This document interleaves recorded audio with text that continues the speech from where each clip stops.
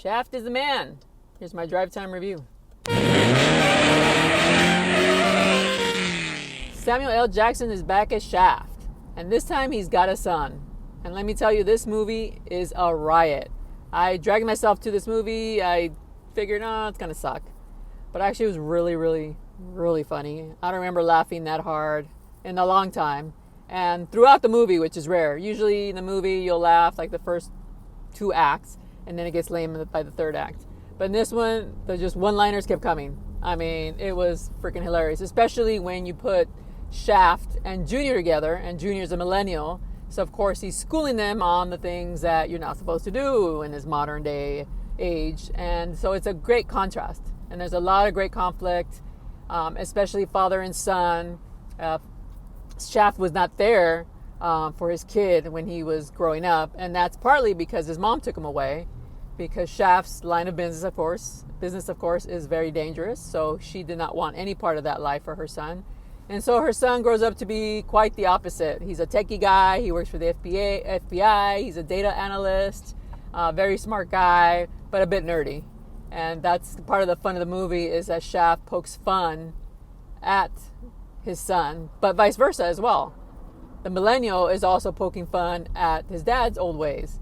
So I think that is what made it very entertaining. And then it also had heart. Why? Because you're dealing with the father-son relationship. Shaft was a absentee father, and the only reason his son comes looking for him is because he needs help solving his best friend's murder.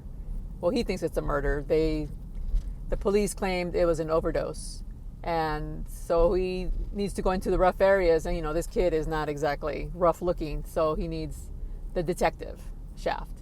So he goes in search of his dad. He finds him, and his dad, of course, besides giving him a hard time of what he's become, he does help him, and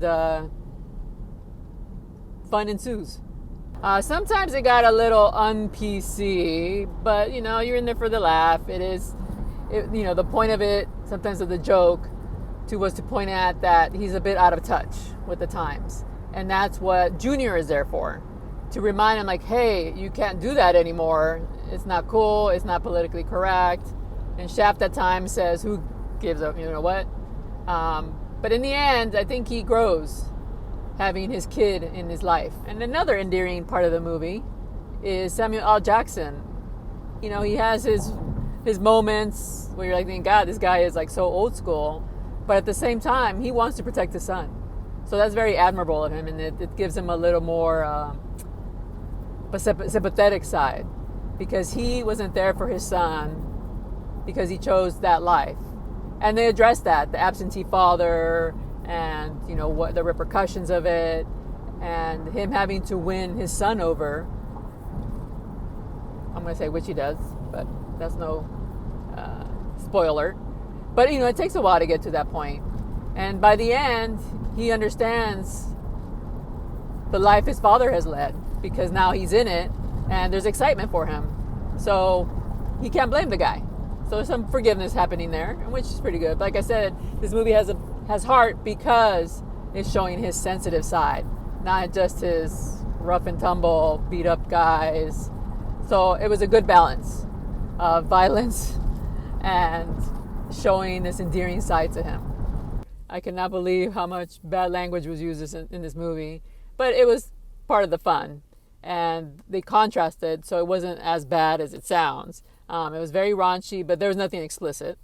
And there were a lot of suggestive things that will make you blush if you go with your kids. So be careful there. It's a little warning there if you're deciding to take your young kids, teenage kids, to see this movie. So if you're looking for a good time at the movies, Shaft is your ticket.